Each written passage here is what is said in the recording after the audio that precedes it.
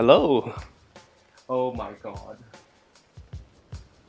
This setup has to be one of the most ghetto you will see on YouTube.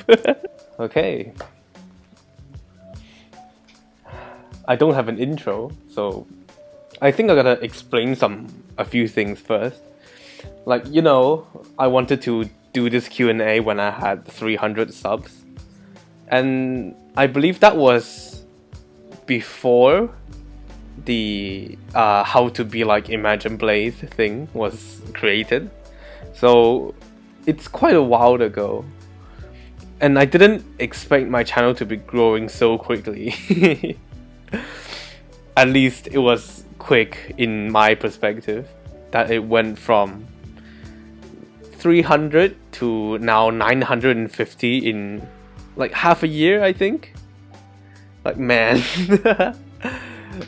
I know I like put quite a bit of effort into my uploads, but seeing my channel grow actually is quite, how do I say this? It's quite like amazing. My vocabulary is shit. But yeah, I'm really happy that my channel has grown so much. And I'm really sorry that the Q&A has to come so late. Because at the time when I planned for the Q&A, it was before I got really busy with school and exams. So yeah, things turned out the way they were, and I had to really take my time to do what I wanted with the channel. But now it's actually coming to the end of my holiday. Yeah, I knew I should have also got back to the Q&A much earlier. But you know, I still wanted to like commit more quality to it than what I originally had. So I got a camera, an actual camera. It's Sony ZV-1, that's the model. And for the things that I do, which is not much, it's very much good enough. And I got a kind of a real microphone. It's not really like an expensive one. It's actually much cheaper than the camera itself. This only cost me like 30 Singapore dollars, while the camera cost around 900. So that's the disparity. And comparing with the video and audio setup, my lighting really kind of falls behind, as this is almost the only light source I have, and the other one I have is coming from this power bank. Which I don't even know if it makes a difference. And then yeah, it's just my room light. So I hope the visuals are still satisfactory for you to keep watching. Alright, so that's everything. Let's get to the questions. Because of how much questions I've gotten, like this, I really got a lot of questions. Like, I'm probably going to be answering more questions than probably some YouTubers with 10,000 subs would answer. In order to do that, I had to separate all the questions I have into 3 parts: the general questions, the favorites questions, and then the joke questions. And they will be separated into 3 videos, which I will upload over 3 days. And you'll see, and I guess I'll see how it goes. And this video that you're seeing right now will be the one where I answer general questions, since they are quite easy to answer, I feel, comparing to the favorites, which I guess is the reason why mostly when you go to other YouTubers' Q&As, they don't tend to answer favorites questions that much, since they are honestly really difficult to give a good answer to. So yeah, let's start off with the general questions. The first question came from quantumvortex, who simply asked, what are my goals? Well, at the time when he asked this question, it was like back in June of 2020. So to be honest, a lot of the questions are outdated. But at the same time, most of my answers haven't been that outdated. Like on my original script, which I wrote, one of my goals was to FC all of the maps that I have, which includes Cyanide and 666. And at the time, FCing 666 really did not seem like a reality, and it was more like a long-term goal for me, as the map is so hard. But now that when I'm recording this in April of 2021, I've already FC'd 666. So that's one of my goals, like, that's already achieved, right? So, but yeah, Cyanide is still gonna take a long time. I hope to do it this year. If it's possible, I want to do it this year. And then, some other ones. Some other goals that I have are to FC some maps that no one else has done and leave behind a legacy for myself. One of those that I have written in my script was Katagiri. And guess what? I've also FC'd that. Like last month, I think. Man, I did it on stream even though the quality of the stream wasn't that nice. I'm still happy that I did it on stream. It's like, what other maps do I really have that I want to FC that would leave behind a legacy? But, well, if I check my 2FC list, which I also conveniently have on my phone, there are maps like high technological, 2-assisted speed core. There's also the No Guard Marathon, being because maybe part 1, part 2, and part 3 combined together. Yes, that's going to be an insane feat if that's ever pulled off. And I don't think it will be possible this year. It's gonna be like an hour of Blue Dragon mapping, or Miss Magia's mapping. But yeah, it will be super cool if that's ever done, and I hope it will be done by me. Alright. Next question. Also from Quantum. His question was the hardest play to 10k. So now you can feel how dated the questions are, really. This question was asked around when I first got 10k DPP. And yeah, it was quite an achievement. But comparing to the plays now, I think, do I have 12k or 13k? I think I have 12k DPP. Yeah, there are people like Bear Warnit Lolly and Yeah But No. Yeah, but no. I can't pronounce his name correctly.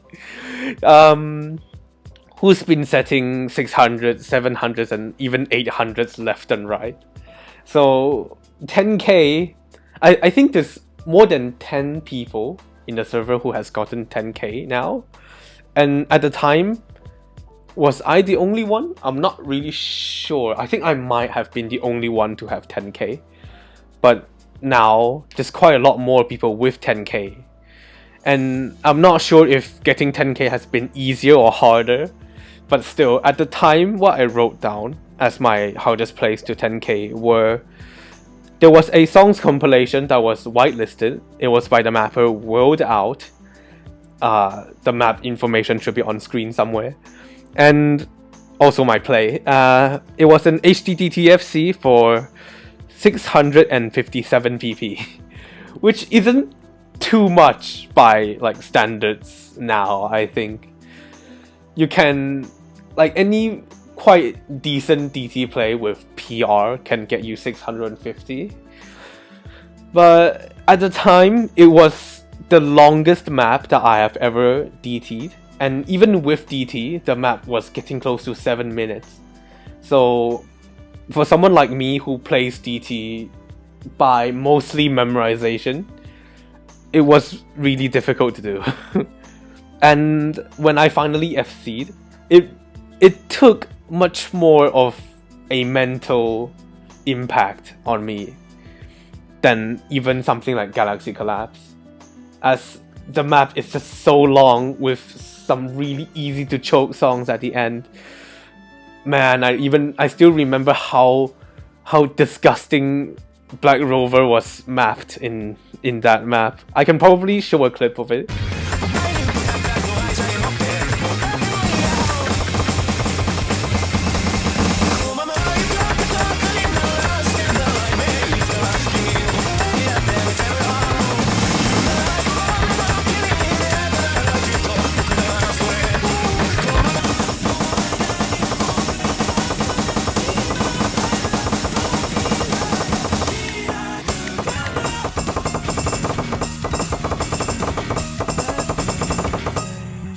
Yeah, that was one of my hardest plays to 10k, I have to say. And I think it was before I did Kitsune no Yumeiri, so yeah. The last question from Quantum is, how do you get into a good mindset while retry spamming maps? Well, my answer on this hasn't really changed that much. It has to do with your self-confidence and whether you believe in yourself that you can do it or not. Believe that, like the very basic, believe that you can do it, and also believe that it's just a matter of time before you do it. And then lastly, it will think of it in the long term.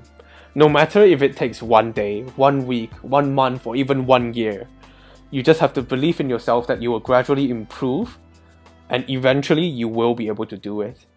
And that's the mindset you should have when you're retry spamming.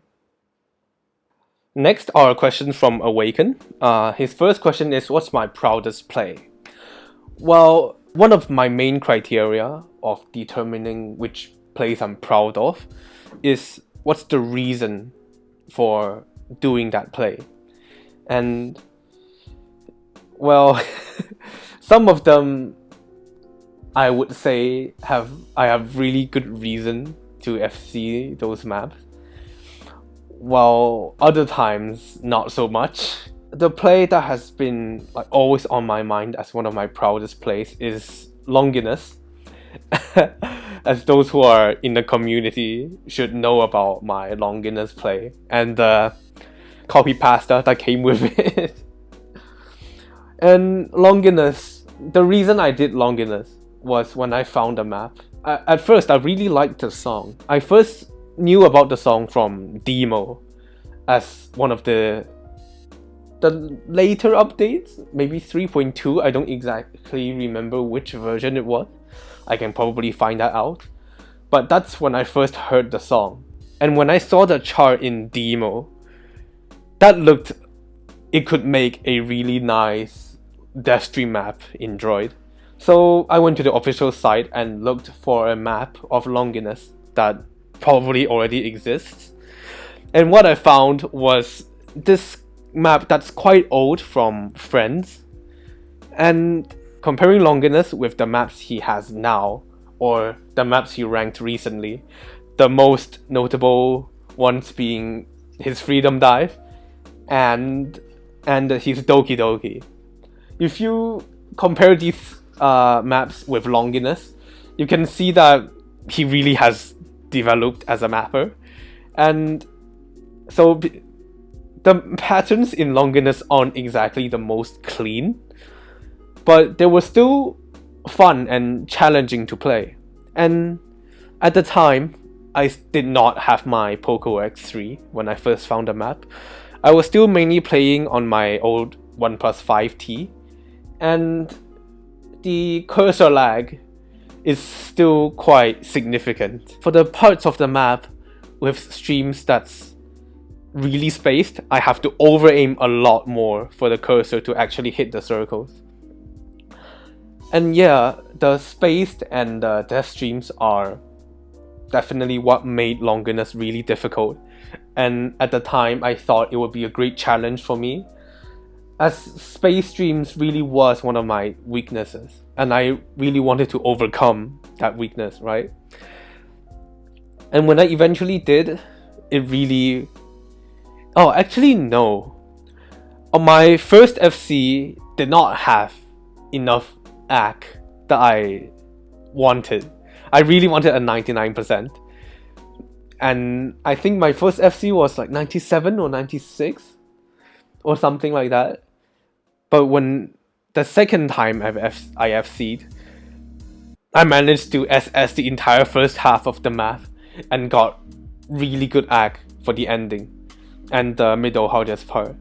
And that resulted in a play that I honestly did not think I was capable of getting.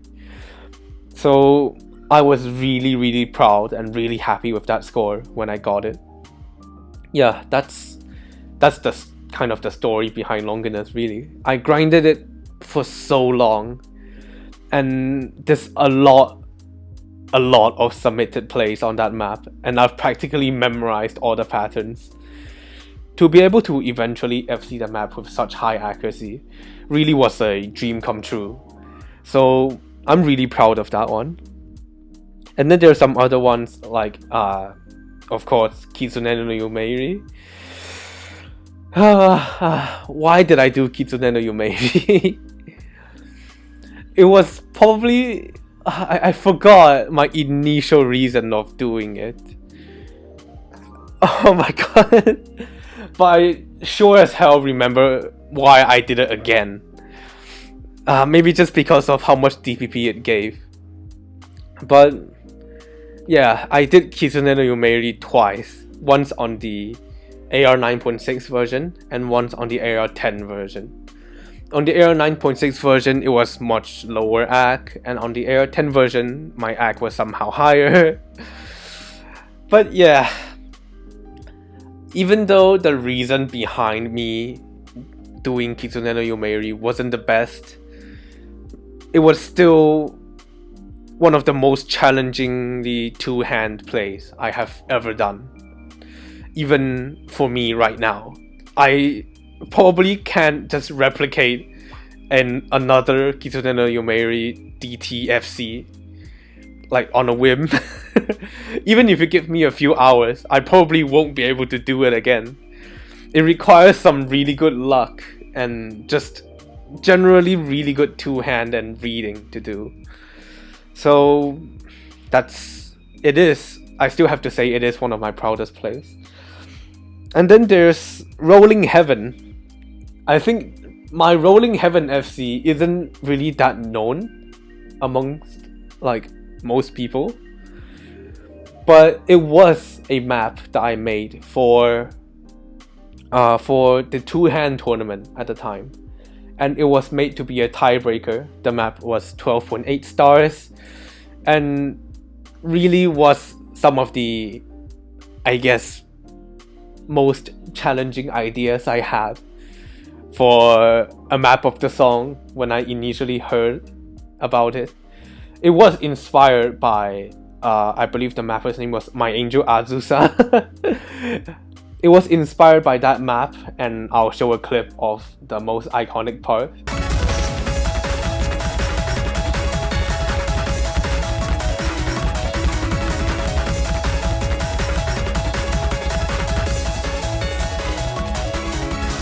And I wanted to kind of replicate the difficulty of that part, but make it more difficult for two-hand. So KeAyZ 3 was born.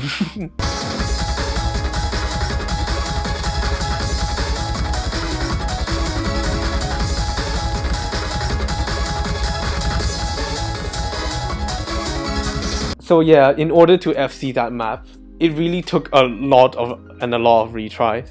And then again, it was a map that's made by myself. So proving to myself that I can FC my own maps is always a good feeling. And that really made me proud of the play. And then there's Packet Hero and Bang Bang. Originally, Packet Hero was kind of a project. Or even more like a meme. There's a meme pinned in general of the Inter server from AP22 when he said, "Man, I wish there are 8-star maps that are DTable," and they got deep fried. Well, at the time, nobody really thought an 8-star map could be DT'd. And I was getting close to the point that I can almost say I can DT 8-star maps. And after searching for an 8-star map that's easy enough to be DT'd, eventually it was decided that Zotark's Packet Hero will be the one. And so I grinded and grinded. It was the short version, so it wasn't that bad. There was mainly 2 or 3 hard parts. The beginning was especially annoying. And there's just one burst. And yeah, it probably didn't take too long. But eventually when I did it, I was really proud of my act. The act was honestly kind of a fluke. I probably can't get another play with that high act. But yeah, I was really proud of it. I kind of fulfilled a meme that I was the first person to have a ranked 8-star DTFC. That was really cool. And then Bang Bang came along. It was also 8 stars, but it was loved. So it didn't really carry that much of a flair, so to say. But yeah, at the time, I remember Zanti HG, he was still active. And we were going back and forth as kind of a challenge for, like, to prove that Bang Bang is realistically DTable. We both got pretty bad runs at the beginning, like B ranks with like 20 something miss. But we both found out that the jump parts are actually quite nice to hit if you're fast enough. If you're fast enough, it's quite fun to hit the jumps with DT. And so it became like proving that it's possible on AR11. Though originally we agreed that he wouldn't touch the map and I would do it after my exams. But he went ahead and FC'd it like a few months later, which actually made me quite mad. How dare you break an agreement? So okay, battery died. So it's a new day. Since my camera's battery died midway. It was in the middle of me answering a question, actually. Now I'm wearing an entirely new shirt. But I have to get this video done in like 3 days. Yeah. Let's move on. Going on from where I stopped last time, it was with Zanti, right? Bang Bang. So basically I got mad that he didn't so-called keep the promise.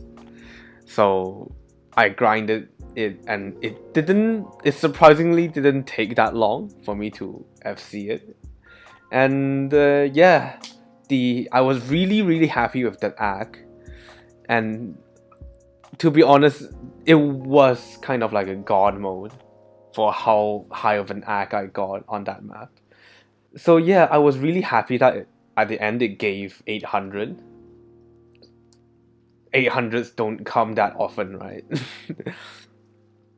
And to be honest, when I do a play out of grudge or just like farming a play from like making anger as my main motivation, it doesn't make me feel too good about the score, even though it's quite amazing. So I would say it should be one of my proudest, even though it maybe not really. I probably have more scores that I'm more proud of now, like Katagiri being one of them, and some other ones like 666, and there's definitely a lot more that I don't really recall off the back of my head. But yeah, just saying that just so you know. Let's move on to questions from Azote. And he asked, what are some of my saddest chokes? So basically, the one choke that I will always remember is my one miss on Chroma Eye. I think that happened in 2019 January or 2018 December. It was such a fluke. I got such high AC, but still one missed the ending that's so horribly mapped. And I really couldn't do it again for like a very, very long time. It might have been a year or some other crazy amount of time that I couldn't try to fix the choke. And for a very, very long time, that was the choke that has always been on my mind as like my saddest choke. But besides that, since a while ago, I finally fixed it and I uploaded a quite special live play. Yep, it is, to this day, it has to be, like, connecting to the previous question, it definitely is one of my proudest plays. Yep, there you go. But if I were to mention some other chokes that I have, there's this one time when I had a really high AC one miss choke on Are You Still XXXX, the loved map set by Captain, and I forgot exactly how high of an AC it was. I'll find it and put it on screen. And it was really such a fluke. Like, at the time, I really thought it's impossible to get such high AC again. But who knew, like, not too long after I managed to fix it with the exact same number of 100s. So I was really happy about that. And there's actually a lot more SS chokes I have, which are 1x100. But none of them particularly stand out to me. But yeah, it's always sad when you have 1x100 and then 0 miss, right? Or even 0, 100 and 1 miss. Those don't really happen to me, I feel. Yeah, and then there's the two quite famous ones. The Galaxy Collapse choke that I did on stream, and then the 666 choke, or the various times I choked 666 on stream. I probably wouldn't get as much of a reaction from them if the choke wasn't really sad, right?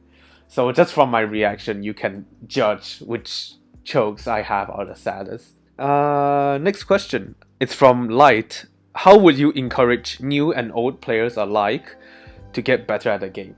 So this is quite a complicated question, but I tried to break down my mindset into simpler points that other people can follow.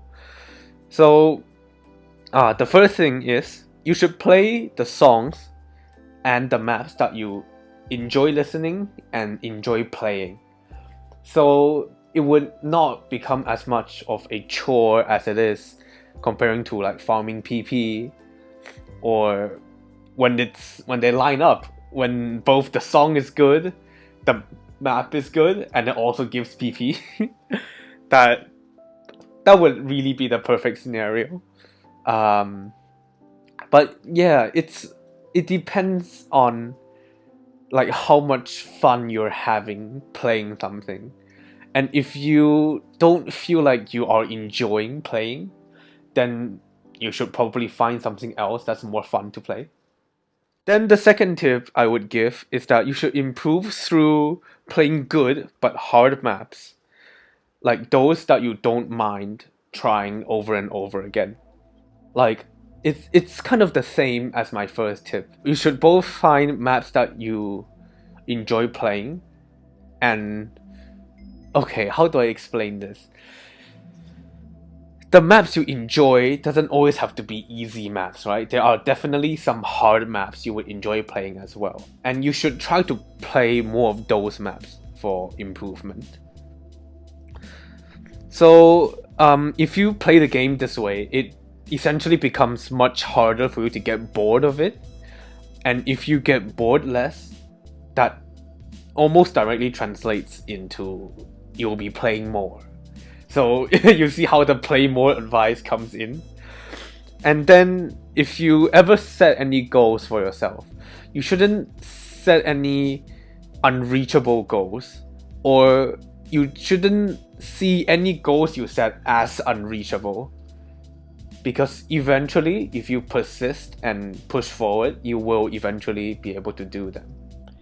And since almost everyone starts the game as like a noob, like a new player, someone might be more talented than you, but eventually you will be able to improve to the point where the starting talent that a player has that you're comparing to might not be that significant anymore for the head start that they have, except for like PC players who transfer their skill to droid. I think that's quite unfair. You should know who I'm talking about.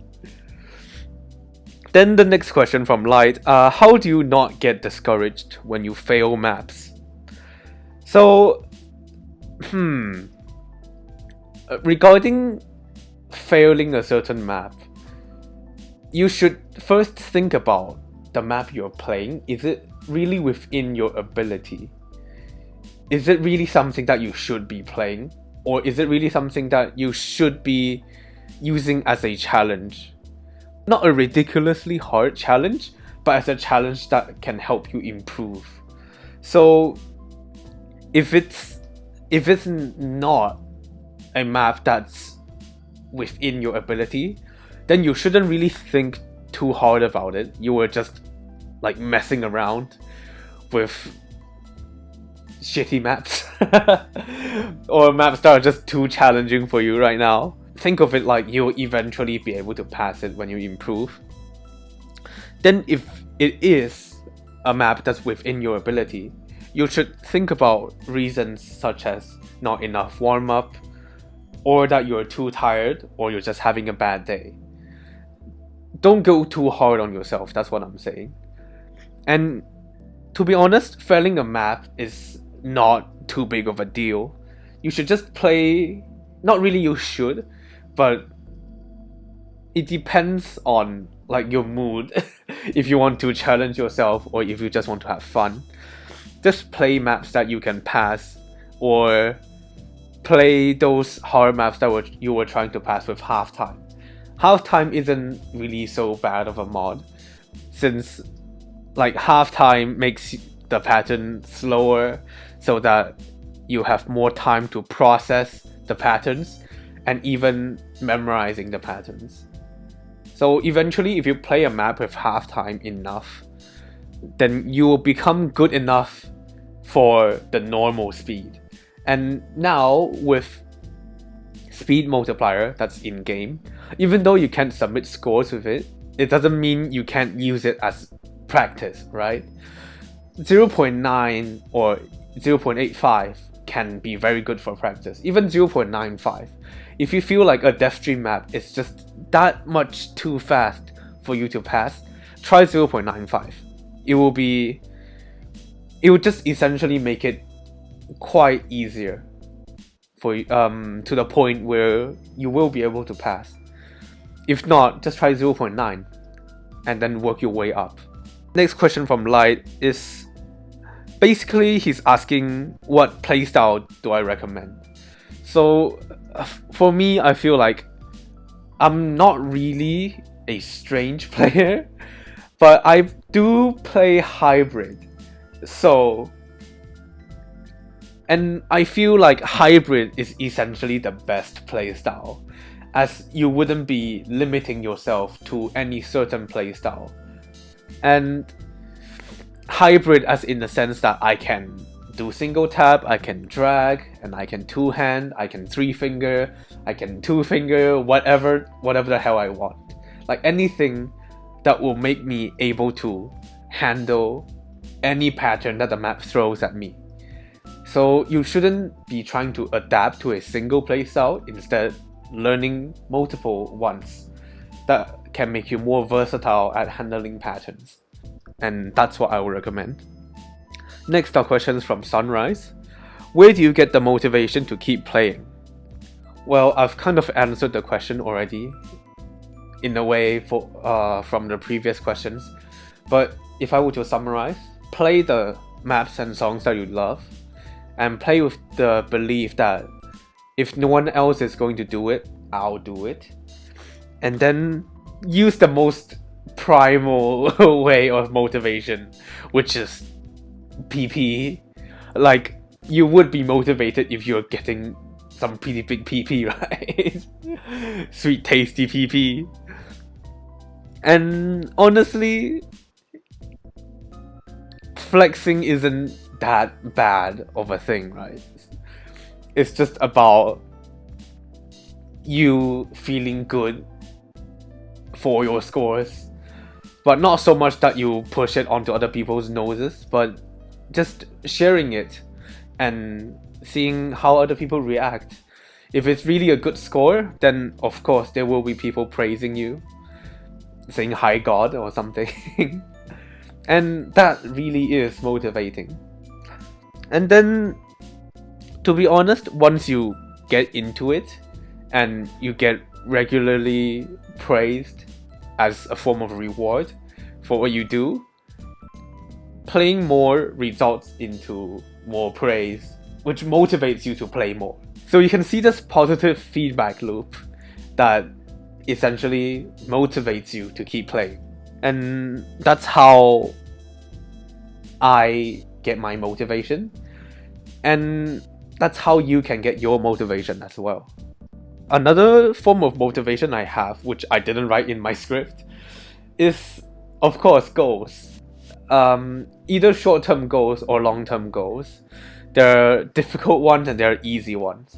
But as long as you make a checklist of things you want to do and then tick away at them, like ticking away a goal is quite satisfying. It's like crossing something out of your to-do list, right? It keeps you going and keeps you motivated to do more. The next question from him is, who got you to start playing Droid?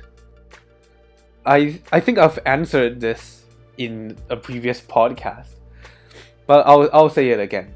Mainly it was myself, but it definitely ties to Neat Lolly.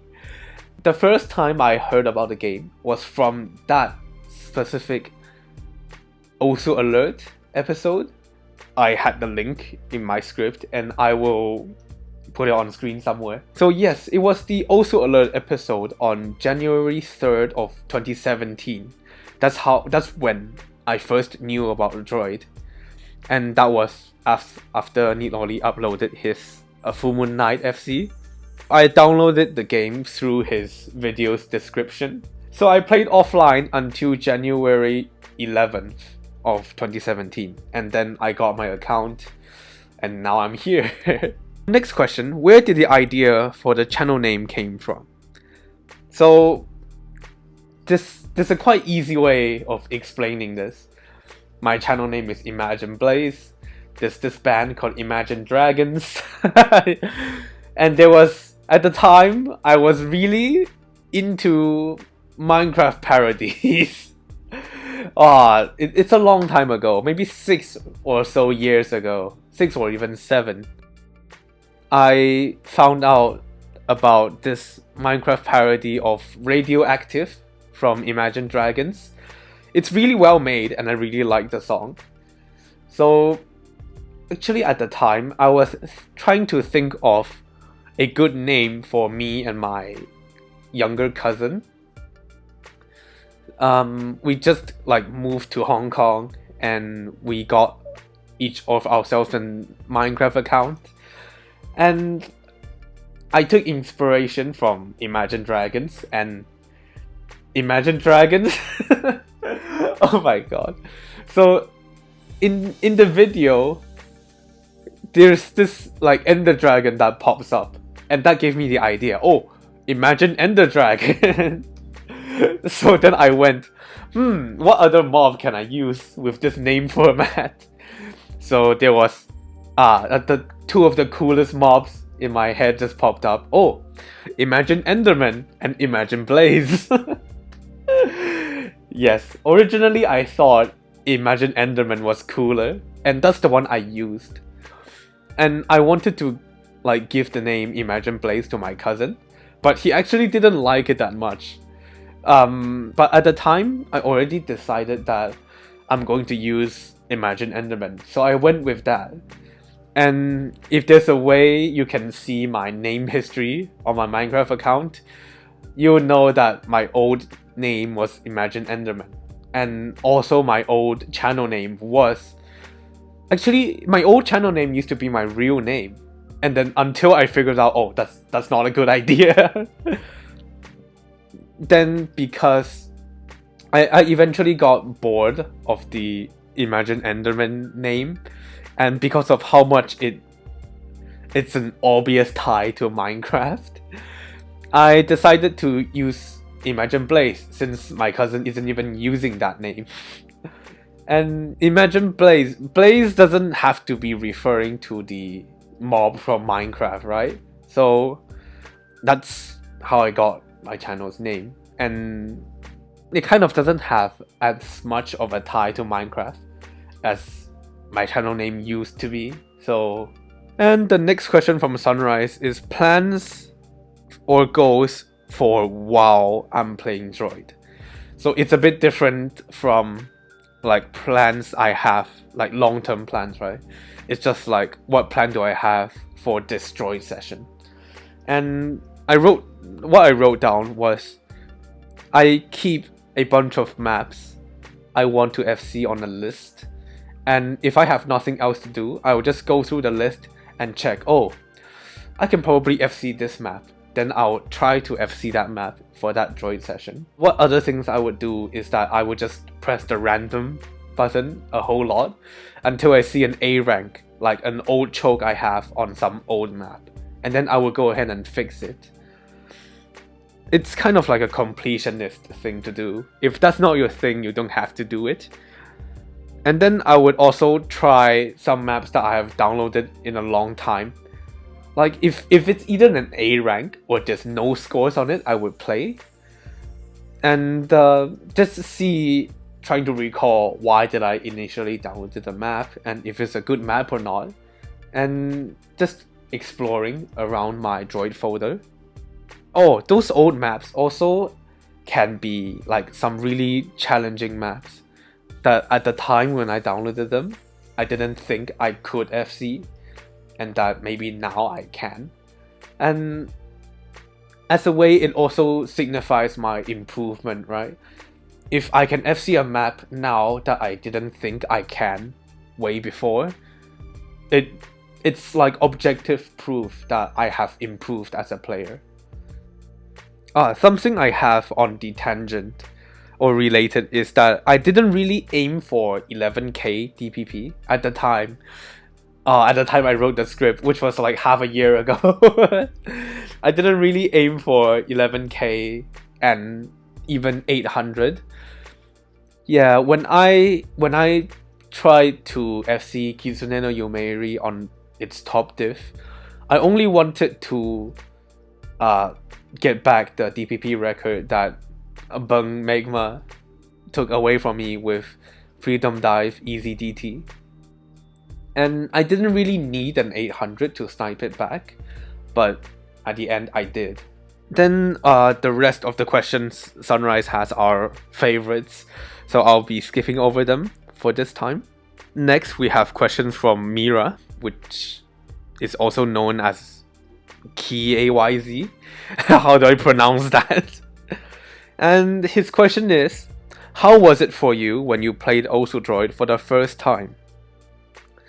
I still quite remember the struggles I went through trying to learn the game.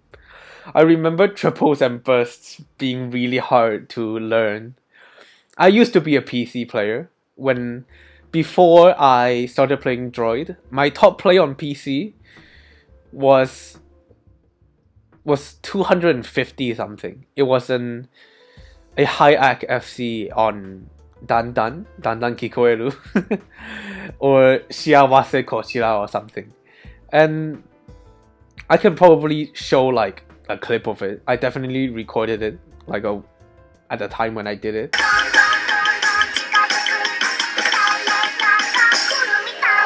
Yeah, I remember triples and bursts are really hard to get used to since the finger motion is quite different, right? On PC, you will have to tap all 3 notes with your left hand. But on Droid, if you're like not playing drag, it's tapping the first note with your right hand and then the whatever is under it with your left hand, right? So a triple would result in only 2 taps on your left hand, and a 5-note stream would be 4 taps on your left hand. That really messed me up as a PC player, and I believe quite a lot of other PC players would have trouble adjusting to playing on a touchscreen. Even so, dragging still felt really weird because my left hand would be tapping on the screen instead of tapping on the keyboard, right? The kind of feedback is just different comparing to tapping on a flat surface and then tapping on the keyboard, whether it's membrane or mechanical. Mainly because that a keyboard key would travel downwards while a screen doesn't. So that's quite strange. And then what I did mainly with Droid when I first started out was that I tried to replicate the PC top plays that I had on Droid, since then I wouldn't have to try to learn another map while I am learning the playstyle itself. So it's like I'm learning just one thing instead of 2 things at the same time. And I believe that helped me out quite a lot for my basics. I even tried to play some harder maps with halftime. And by harder maps, I mean like hard maps with the standard of 2017, like Preserved Valkyria and Euphoria. Those 2 maps are quite hard for the standard at that time. Like Euphoria at the time didn't even have... Okay, it did have A ranks, but I remember there was no 93% A ranks, since at the time, Droid's ranking, or like the A, B, C ranks on Droid still doesn't calculate properly. And yeah, there was no S ranks on Euphoria, and I'm not sure if there was an S rank on Preserved Valkyria. I will have to look at some old screenshots I have. There probably was. Yeah. So that's my experience playing Droid for the first time. Well, next are questions from dreamu. His first question is tips. He's basically asking for tips for reading high AR. Well, I think I've answered the question on stream a few times before. But basically, what you should do to read high AR is to play the map that you're trying to FC with a lower AR edit. It used to be much more difficult, so much so that you have to go to the map folder and edit the .osu file itself. But now that since Force AR is a thing, you can just basically play a map at any AR you want. If the map itself with DT is 10.8, then you can work your way up by playing it at 10.3, 10.4, 10.5, like so, until you get to 10.8. And then you can try the map with just DT or HDDT. So it's more like a process of memorization than reading. And honestly, that's how I play high AR.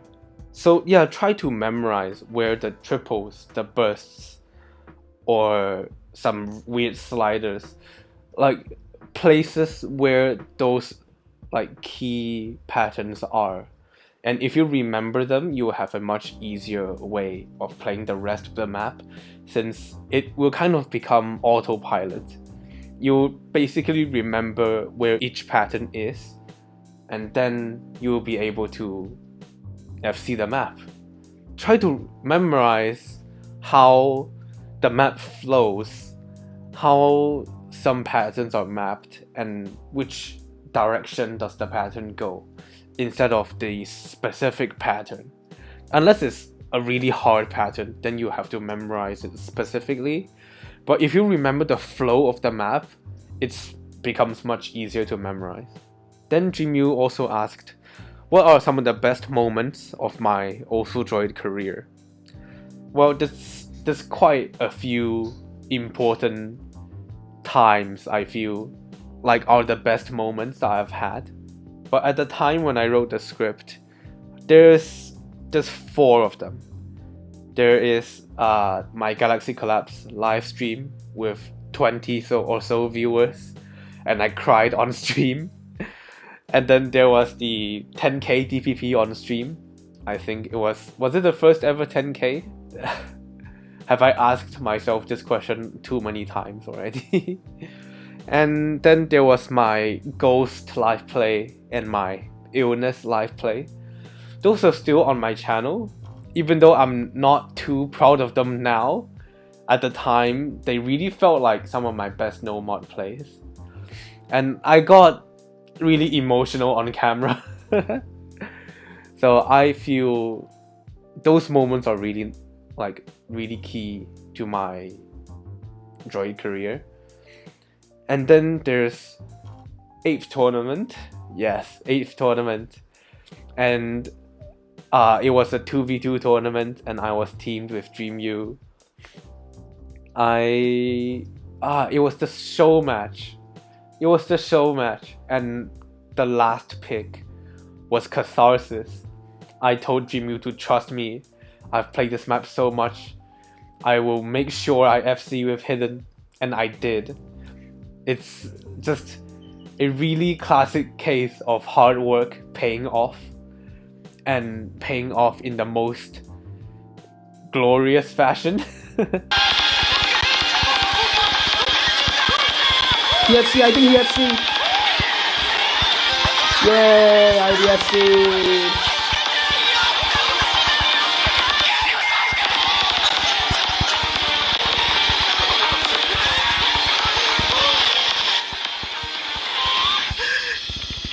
Oops.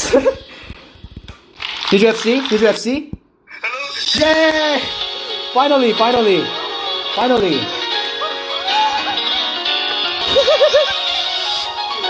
Even Belo choked. Wow. We won! And we even won! PogChamp! PogChamp! PogChamp!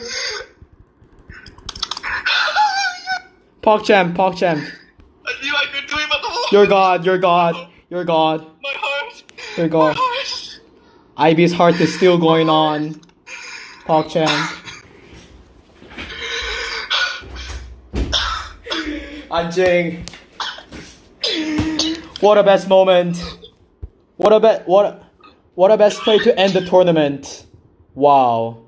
That's a really good moment. And when I went back to the script, I added another thing, which was the 10th tour grand final. It's the same thing as hard work paying off. It basically resulted in me carrying the Chinese team. More specifically, it was the DT picks. It was the DT2 and DT3, I think. But I'm very much more fond of DT3 being a speed pick, and the map's AR is lower than 10, even with DT. What was the BPM? Was it 270 or something? I think it was 270 something. At the time, originally, when I first passed the map, I got a B rank and it was like 80 something %. But I had this sneaky suspicion that if I practice the map from a lower speed and then work my way up, I will be able to do it. So I started with halftime, and then there was 0.8, 0.85, 0.9, and then I can see myself remembering the map and then making progress. And eventually I was quite comfortable FCing it. Since it was a speed pick and the AR is lower than 10 as a DT pick, I was quite expecting that dreamu and Beowulf who's on the other side of the team, like they're Korean Team A. I was expecting them to have fully practiced it, or even that they can just do well on it without practice. So I wanted to like prove to myself that I am not like what they would think. I think they might be expecting me to like get a low AC A rank, but I did the opposite. I got a high AC S rank. And yeah, I had the highest score in that game for that map. I was the only one who FC, yes. I was super proud when I did it. It's just hard work paying off, man. Those are the best moments of my Also Droid career.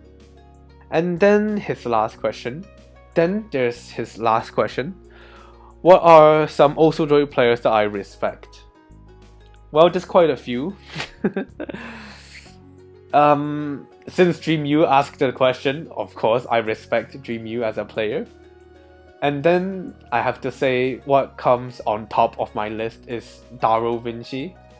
He was my initial reason that I kept on playing Droid. It was 4th tournament. It was probably in 2018, early 2018. And he basically carried me through the 4th tournament until the grand finals. Even though we lost, we got 2nd place. He told me he expected me to be at the top one day. And I replied, I will try my best to be at the top. Look where I am now. It really was one of my primary motivations to keep playing until I get to a point where I can say, yeah, for a bit I'm kind of the best in the world. For at least some plays that I have, I am at a point where I can say, very much arguably, I am the best in the world, but arguably. And as long as I've done that, as long as I don't disappoint Daro Vinci, I have to say I've fulfilled my duty. And looking at the extent of what I've done for Daro, you can see how much I respect him. And then I also have very high respect for drag players. Even just drag players in general. Like Badabeb or Netorare, he has some of the most mind-boggling plays in the game. Like for what a drag player can do. And of course there's Sunrise and there's Biggies. Even though Biggies has kind of gone off a weird path, I still quite respect him. Maybe not the same as before, but I still do have quite some respect for him. And to be honest, I've been beginning to see Sunrise in a different light. Like I'm right now seeing Sunrise as, how do I say? I'm seeing Sunrise as how I used to see Biggies. As someone who started off low and eventually got to where he is. And who is still pushing on, who is still doing plays that we used to think will never be done by a drag player. I also quite respect Nogari, as the plays he did have really high accuracy, similar to like dreamu's playstyle, who goes for high AC plays. And ever since that time when he got an upload of his drag FC on One Hope Sniper, I've just gained a really big respect for Nogari. Last but not least, I also very much respect Tetere, as probably the only single tap players left in the game. If he quit, single tap players would have been extinct. But I'm glad that he's still playing, and recently he got back into YouTube and started posting live plays. I watched all of them, and I would never be not satisfied watching any one of them. Megastore asked, what is something you know that you wish everybody knew? He's just basically asking me to like expose some secrets. Well, I know Megastore's last name, and I know the coordinate to his house. But come on, I don't wish everyone would know that, right? There's quite a lot of things that I know, and to be honest, I don't really wish anyone else would know what I know. So basically, I'm saying that some things are just better kept secret. Then there are some extra questions from Sam, because he asked like way later than when my submission deadline was supposed to close, but because the Q&A video did not came out as expected, I'll answer them. So here are some extra questions from Sam. He asked, how old am I? I am 20 years old as of 2021. My birthday is in January. And yes, I am getting quite old. But by Singaporean standards, I still don't even consider as an adult, since the real like adult age in Singapore is 21.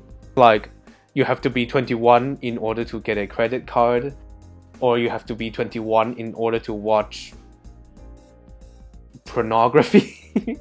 Even though like pornography is mostly banned in Singapore. How do I stream with fingers spread open? Well, if you see any of my live plays or any of my replays, you'll see that I stream with my middle and my index fingers spread apart quite far compared to maybe how someone who moved from PC to Droid would stream. As like mostly people play with Z and X, right? Those two keys are quite close together on the keyboard.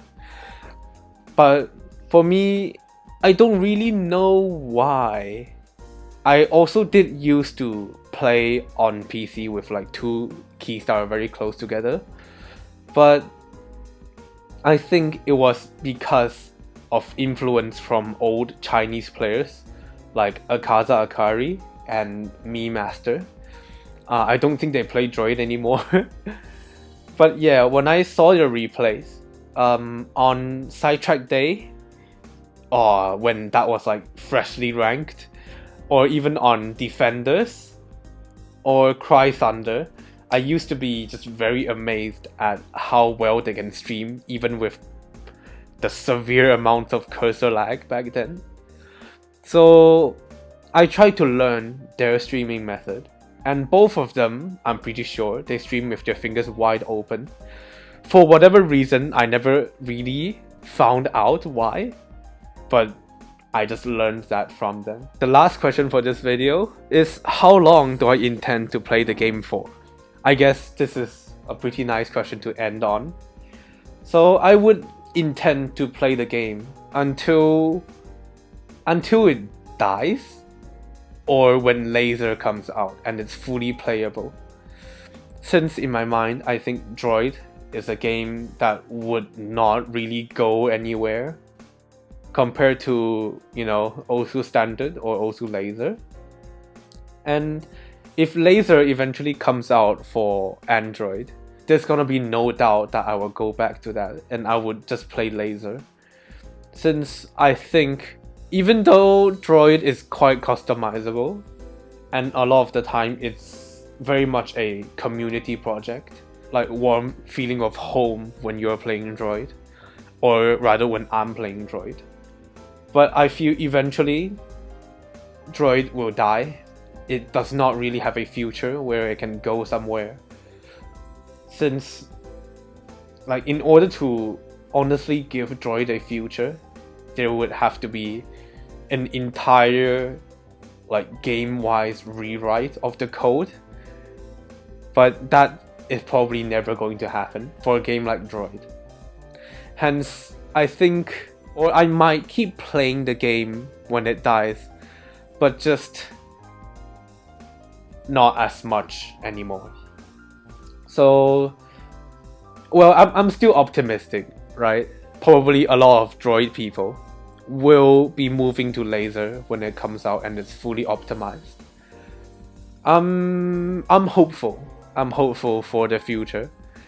Even though Droid might not have a future, I know that my skills or like the skills that I have developed over the years will not necessarily gone to waste, right?